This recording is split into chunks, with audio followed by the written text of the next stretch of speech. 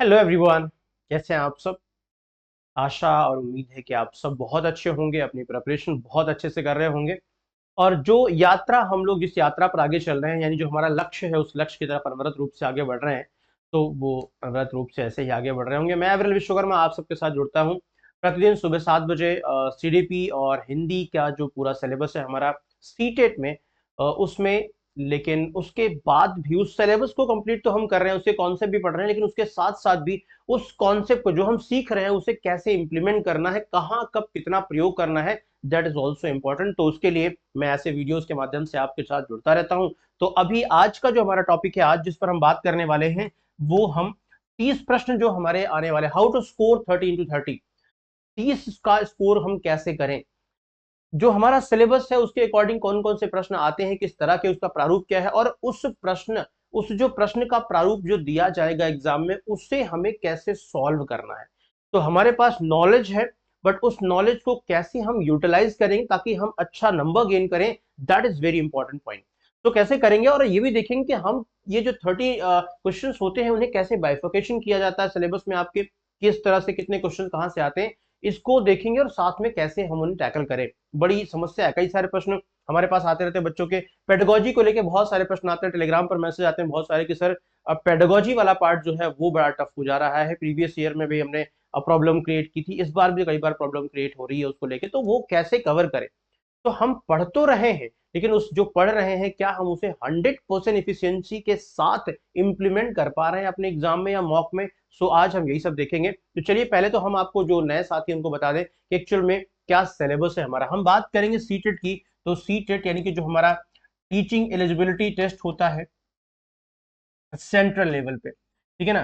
तो central level पे जो टीचिंग एलिजिबिलिटी टेस्ट होता है हम उसकी बात करेंगे। और चूंकि एक ईयर में 2 बार होता है, ठीक है ना, 2 times in a year, 2 times in a year होता है ये। तो आपको बता दें यहाँ पे अभी जो होने वाला है जुलाई वाला, ठीक है ना। अभी स्टार्टिंग में जनवरी में हुआ था और फिर अभी ये जुलाई में होने जा रहा है, जो अभी जिसका नोटिफिकेशन आ चुका है। तो उसके बारे में बात करेंगे क्या क्या पूछा जाएगा पेपर 1 पेपर 2 में। अगर देखा जाए पेपर 1 की बात, मैं जब पेपर 1 कह रहा हूँ, इट मीन्स की पेपर 1 मीन्स की 1 से लेके 5 तक की कक्षाओं के लिए जो प्राइमरी लेवल के आपका एग्जाम होता है। और पेपर 2 जब मैं कह रहा हूँ तो मीन्स ये है कि अपर प्राइमरी लेवल यानी 6 to 8। क्या डिफरेंसेस है एग्जाम सिलेबस में और उनको पढ़ना कैसे है। तो हम अगर पेपर 1 की बात करें, तो पेपर 1 में अगर देखा जाए तो चाइल्ड डेवलपमेंट जो पेडागोजी है आपका, सीडीपी सबसे important part. Why important, I tell you. पहले हम इसको देख लेते हैं। लैंग्वेज 1 कंपलसरी लैंग्वेज होती है, दोनों कंपलसरी लैंग्वेज होती हैं, दोनों को आपको चूज करना होता है। लैंग्वेज 1 में आप एक लैंग्वेज चूज करते हो, लैंग्वेज 2 में एक लैंग्वेज चूज करते हो, चाहे आप हिंदी चूज करते हो, इंग्लिश चूज करते हो, संस्कृत चूज करते हो, या अन्य कई सारी भाषाएं भी हैं, आप उनमें से कोई ना कोई एक लैंग्वेज चूज कर सकते हो। ठीक है, तो वो आपके अपने कंफर्ट के अकॉर्डिंग है। अलग अलग स्टेट में लोग अपने अपने कंफर्ट के अकॉर्डिंग एक लैंग्वेज चूज करते हैं। बेसिकली एक लैंग्वेज ज्यादातर लोग बच्चे जो है वो इंग्लिश चूज करते हैं, या हिंदी चूज करते हैं। और मोस्टली जो स्टेट्स हैं अलग अलग, जैसे मराठी वाले अपनी मराठी चूज कर सकते हैं एक लैंग्वेज के रूप में ना, या कुछ और स्टेट्स हैं जो अपनी लैंग्वेज चूज कर सकते हैं। तो फिलहाल तो वो अलग चीज है, लेकिन आपको लैंग्वेज चूज करना है, 2 लैंग्वेज, एक में आपको हिंदी चूज करनी पड़ेगी, देन नेक्स्ट तो दूसरा। और तीसरा चौथा पार्ट है यहाँ पे मैथमेटिक्स की, जहाँ पे गणित के कुछ क्वेश्चंस होते हैं।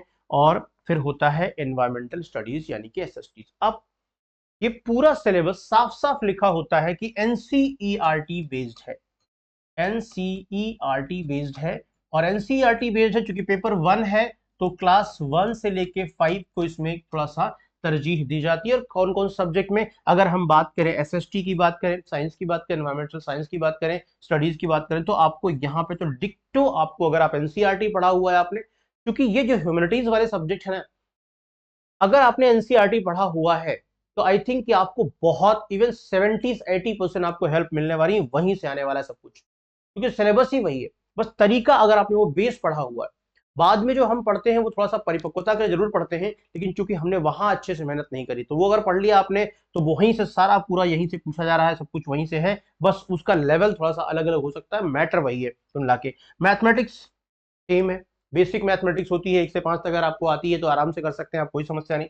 लैंग्वेज में थोड़ा सा, चूंकि एनसीईआरटी का जो सिलेबस है तो वही, लेकिन चूंकि वहां पर ग्रामेटिकल पोर्शन उतना बेहतर नहीं होता, और यहाँ पे कॉम्प्रिहेंशन का पार्ट जो है काफी अच्छा है।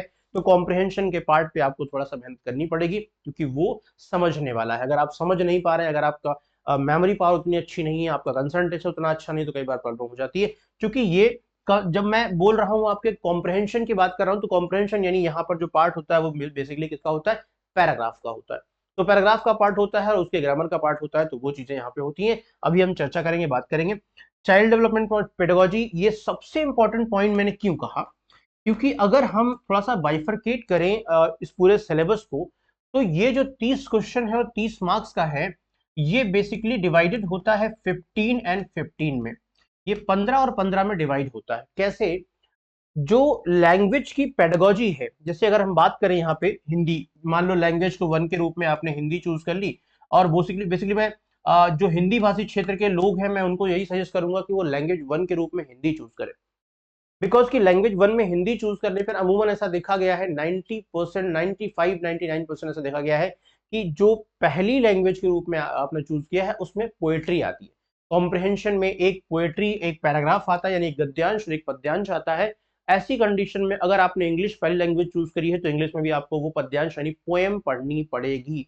एंड पोएम पढ़ के उसका अर्थ निकालना, खासकर ऐसे लोग जो हिंदी भाषी क्षेत्र से हैं, आप कितने भी अच्छे इंग्लिश में हो, नो डाउट, बट आप ट्रांसलेशन जरूर करते हैं। ये हमारी आदत होती है कि हम, क्योंकि हिंदी में हमारी मातृभाषा हिंदी है, तो हम इंग्लिश जब सीखते हैं तो हमारी सेकेंडरी लैंग्वेज हो जाती है।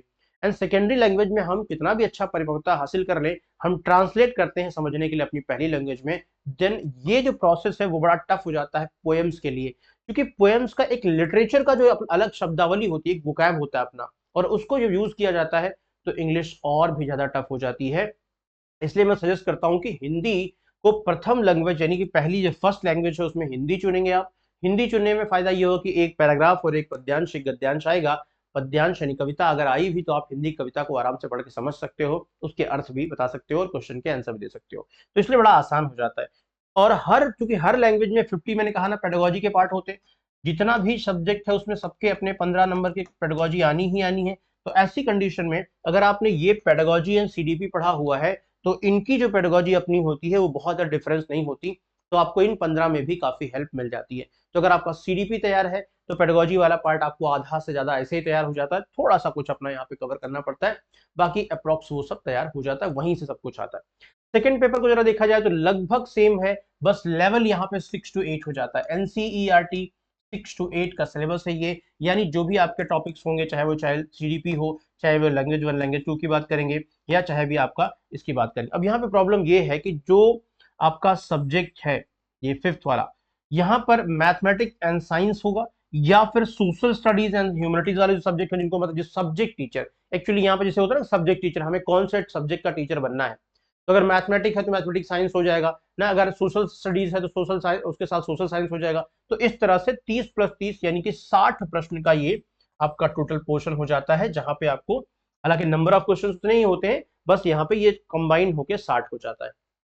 ठीक है, तो ऐसे अगर देखा जाए तो 30 30 30 30 एंड 30, यानी मतलब 60 यहाँ पे, तो कितना हो गया यहाँ पे 150 क्वेश्चंस ना, एंड टोटल टाइम आपको मिलता है 150 मिनट्स।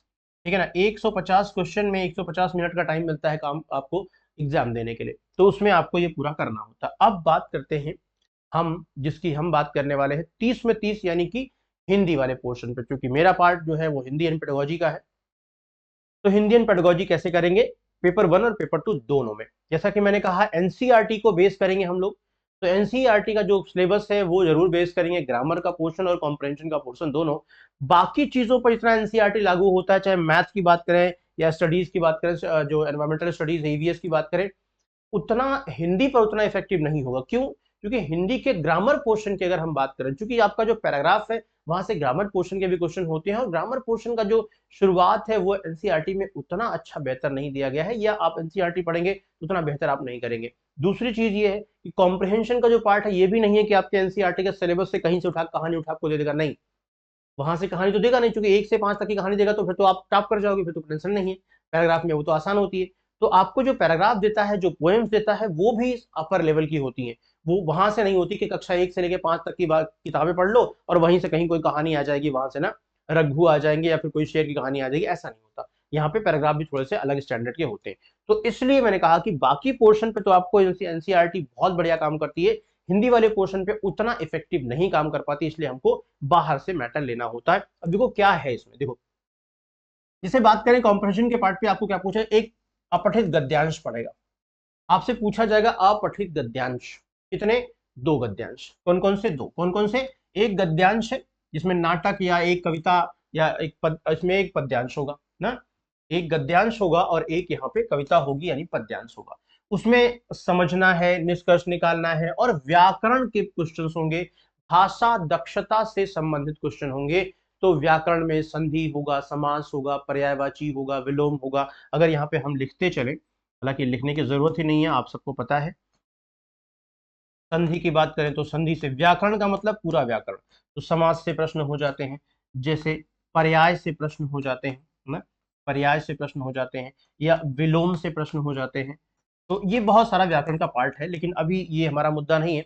मुद्दा ये है कि ये जो भी व्याकरण का पूरा पार्ट है या इसके साथ साथ पेडागोजी का जो पार्ट है, आपको ये देखने को मिलता है कि भाषा की समझ और प्रवीणता में मूल्यांकन, ये भाषा शिक्षण के सिद्धांत, विचारों को मौखिक और लिखित रूप से संप्रेषित करना न, सीखने में व्याकरण की भूमिका क्या है, विविध कक्षा में भाषा सिखाने की चुनौतियां क्या हैं, त्रुटियां और समस्याएं क्या हैं, भाषा कौशल कितने हैं, 4 तरह के भाषा कौशल न, सुनने और बोलने की भूमिका में भाषा का कार्य और उसका उपकरण के रूप में बच्चे इसका कैसे उपयोग करते हैं, या शिक्षण अधिगम की बात करेंगे, शिक्षण अधिगम सामग्री की बात करेंगे। तो ऐसी बहुत सारी चीजें हैं जो आपको पढ़नी है।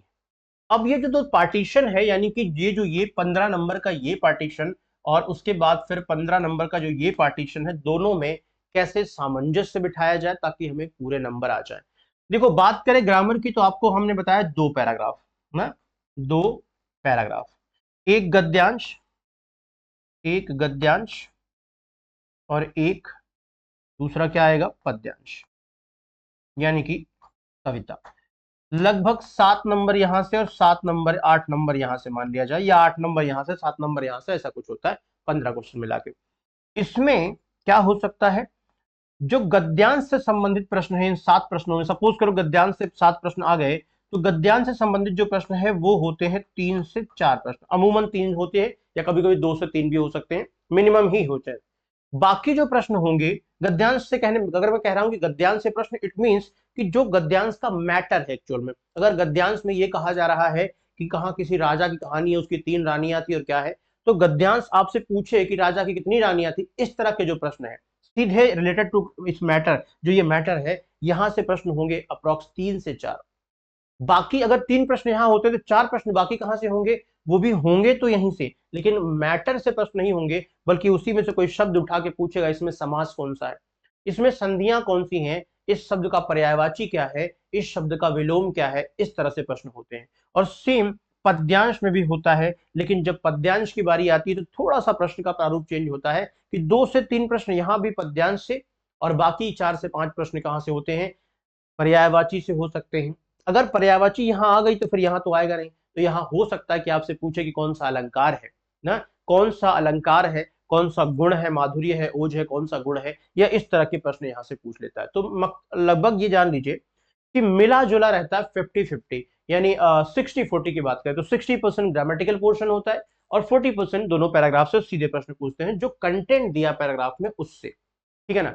अब जो कंटेंट यहां पर दिया है उसको तो आप एज सडन पढ़ोगे ना, एट द टाइम पढ़ोगे और at the time of examination पढ़ोगे, जो सामने आ रहा है वो पढ़ लिया आपने, उसको समझा, उसका उत्तर दिया। लेकिन बाकी जो 60% का ग्रामर का पोर्शन है वो आपको कवर करना पड़ेगा। इसमें छोटी छोटी चीजें हैं, इसमें पर्यायवाची कैसे याद करना है, विलोम याद करना है, संधियां कैसे करनी है हमें ना, उसके अलावा समास को कैसे करना है, ये पूरा जो ग्रामर का पोर्शन है उसे बेहतर तरीके से पढ़ना पड़ेगा। और अगर आप ये बेहतर तरीके से नहीं पढ़ सकते तो फिर डेफिनेटली अब ये प्रॉब्लम क्रिएट करने वाला है, क्योंकि कंपटीशन है और ऐसी कंडीशन में लेवल जो है क्वेश्चन का वो आपको कहीं ना कहीं परेशान करेगा।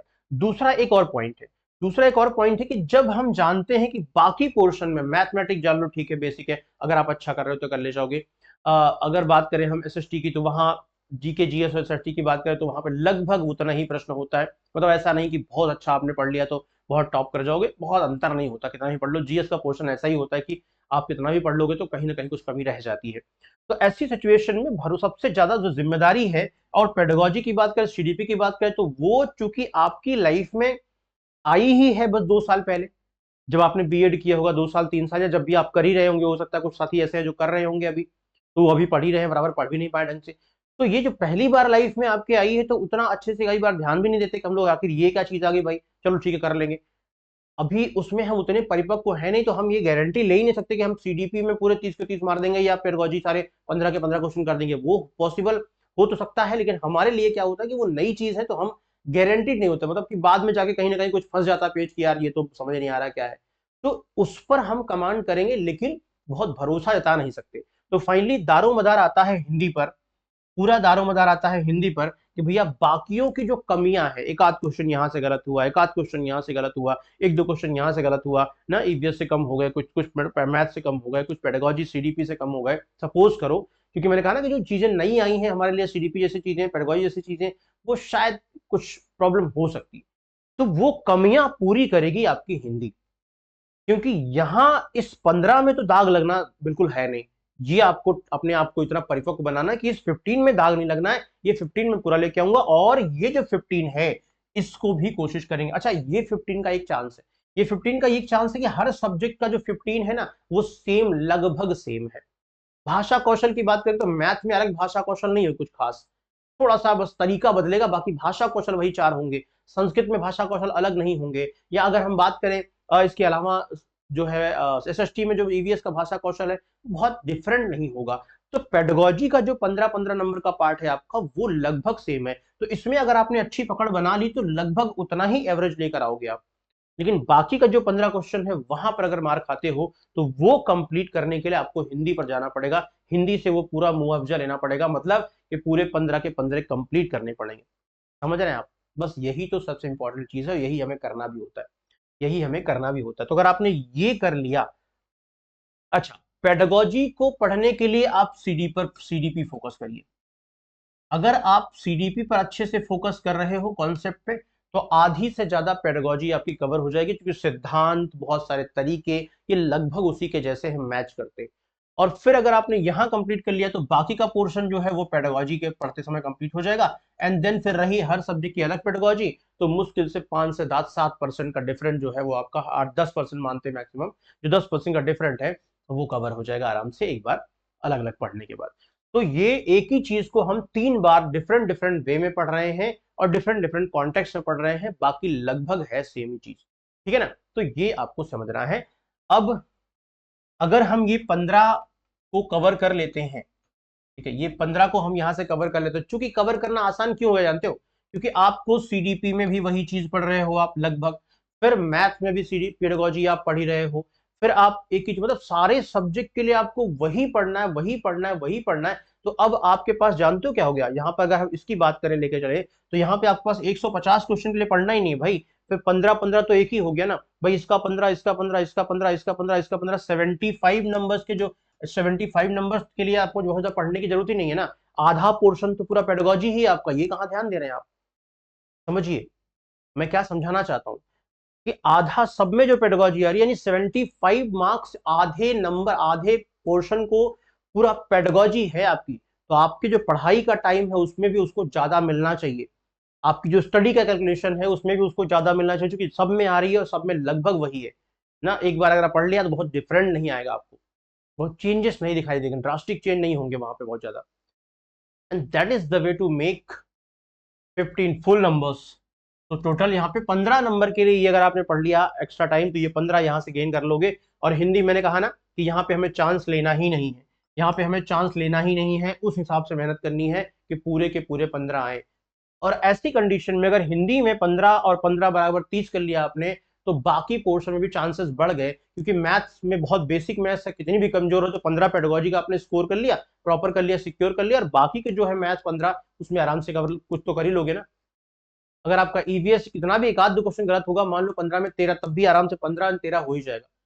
पेडागोजी मान लो हम क्या सोच रहे हैं कि सीडीपी, चलो ठीक है, हम उतना बढ़िया पहली बार जिंदगी में पढ़ रहे हैं, थोड़ा सा गलत ज्यादा हो जाएगा, तब भी आराम से कितना भी कर लोगे आप, तो मैक्सिमम नंबर तो ला ही सकते हो। तो ये जो तरीका है ना, उससे आप हर सब्जेक्ट में मैक्सिमम क्वेश्चन ला सकते हो। और हिंदी में मैंने मैक्सिमम नहीं कहा, हिंदी में 30 मैंने बोला, बाकी सब्जेक्ट मैंने कहा मैक्सिमम नंबर्स ला सकते हो, लेकिन हिंदी में 30 नंबर ला सकते हो। जानते हो क्यों? क्योंकि हिंदी का जो 15 वाला, बाकी में मैंने आपसे कहा कि मैथ्स हो सकता है आपकी कमजोर हो, इंग्लिश हो सकता है आपकी कमजोर हो, ईवीएस में हो सकता है एक आध दो कहीं से गलत आ जाए, कुछ तो टफ क्वेश्चन पूछ ले तो, है ना।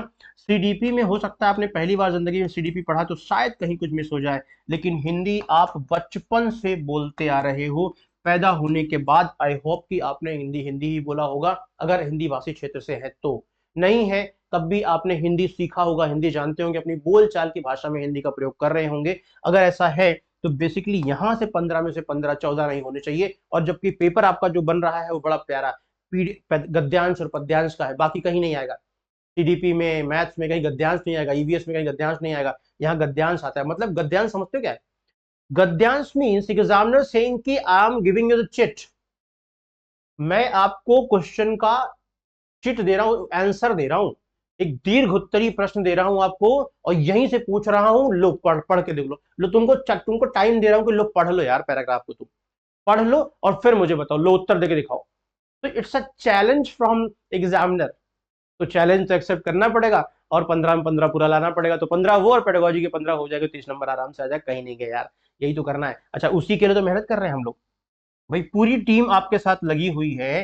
किसके लिए? उसी 30 को 30 कवर करने के लिए ना। कैसे करेंगे देखो, यहाँ पे आपको जाना है बैच ज्वाइन कर, देखो लाइव बैच चल रहा है, ये लाइव बैच चल रहा है, ये जो अभी चल रहा है विजय अभियान, ये लाइव बैच चल रहा है। सारी क्लासेस यहाँ पे कवर हो रही हैं। अगर हम स्टडी प्लान की बात करें, देखो आपको स्टडी प्लान दिखाते हैं यहाँ पे हम इसका, देखिए अभी तक पूरा day wise plan, subject wise plan, आप जो चाहे वो देख सकते हैं प्रॉपर। ये लॉगिन नहीं है मेरा अभी, आप तो आपको दिख जाएगा, अगर आप लॉगिन करोगे तो दिख जाएगा, ठीक है ना। आप जब लॉगिन करोगे उसको दिख जाएगा, ये एक बैच आपके पास आ गया है। वेबसाइट पर आप जाइएगा सीधे, वेबसाइट पर सीधे आपको मिल जाएगा, सारी की सारी क्लासेस यहाँ पे आपको डेफिनेटली मिल जाएंगी, ठीक है ना। तो आपको कुछ करना ही नहीं है, सीधे जाना है, बाय करना है यहाँ पे। ये फुल कोर्स का बैच चल रहा है, इसके अलावा जो ये आपको देखो, ये लाइव कोर्स है ना विजय अभियान, ये लाइव कोर्स वाला जो विजय चल रहा है इसमें लाइव, वो आप यूज करिए और बेहतर तरीके से व्यू फुल कोर्स। ये देखिए सारी क्लासेस लगी। देखिए आज की बात करें, अगर आज कौन सी तारीख है, 8 में, तो सोशल लर्निंग, मोरल एंड उसके बाद साइको सोशल डेवलपमेंट, तो बहुत सारी क्लासेस अलग अलग चल रही हैं। 10 मई को है, फिर 8 मई को, सब पूरी क्लासेस यहाँ पे चल रही है। प्रॉपर तरीके से पूरा कैलेंडर आपको यहाँ पे मिल जाएगा, ठीक है ना। तो वेबसाइट पर विजिट करिए। और हाँ, ये करने के लिए आपको क्या करना है, अगर आप ये बैच परचेज करना चाहते हैं अभी जिन्होंने नहीं किया है, तो फटाफट वो जाएंगे और मेरा कोड लगा लेंगे। मेरा कोड क्या है, मैं यहाँ पे लिख रहा हूँ, आपको अप्लाई कूपन कोड करना है और मेरा कोड लगाना है वहां पे AVIRAL, अविरल वी, ठीक है ना। आपको ये कोड मैं यहाँ से हटा ही देता हूँ इसको।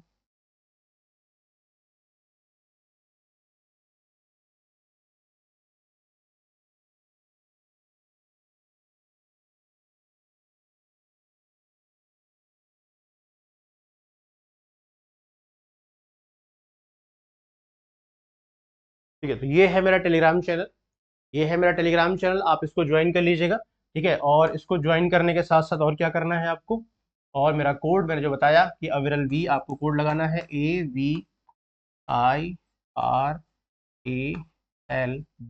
तो ये कोड आप लगाइएगा, आपको डिस्काउंट भी मिल जाएगा, जो फी है उसकी रेगुलर, तो उसमें आपको डिस्काउंट भी मिल जाएगा, ठीक है ना। तो मिलते हैं फिर आपको एक नए सेशन के साथ थोड़ी देर बाद अगले क्लास में। और इसको आप ध्यान से देखिएगा, ये स्ट्रेटजी को फॉलो कीजिएगा। अगर आप ये स्ट्रेटजी फॉलो करते हैं तो डेफिनेटली आपको बेटर नंबर्स मिल जाएंगे। आपने जितनी मेहनत करी है, जो भी अभी टाइम है आपके पास, उसमें सही स्ट्रेटजी के साथ फॉलो करेंगे, या तो बैच में अगर आप आ रहे हो, या सुबह 7 बजे मैं यूट्यूब पर पढ़ाता हूँ तो वहां पर अगर भी आ रहे हो, तो डेफिनेटली हम लोग मिलकर कुछ अच्छा कर लेंगे, अच्छा सीख लेंगे और एग्जाम में अच्छे नंबर भी लाएंगे। तो इस वीडियो को बाकी सारे साथियों तक अपने पहुंचाइए, शेयर कीजिए और सेशन को इसको, ताकि बाकी लोगों को भी पता चल पाए कि हम कैसे पढ़ना है, नंबर्स कैसे गेन करेंगे, या हम क्या स्ट्रेटजी फॉलो करें उसके लिए, ठीक है ना। तो thank you so much, bye.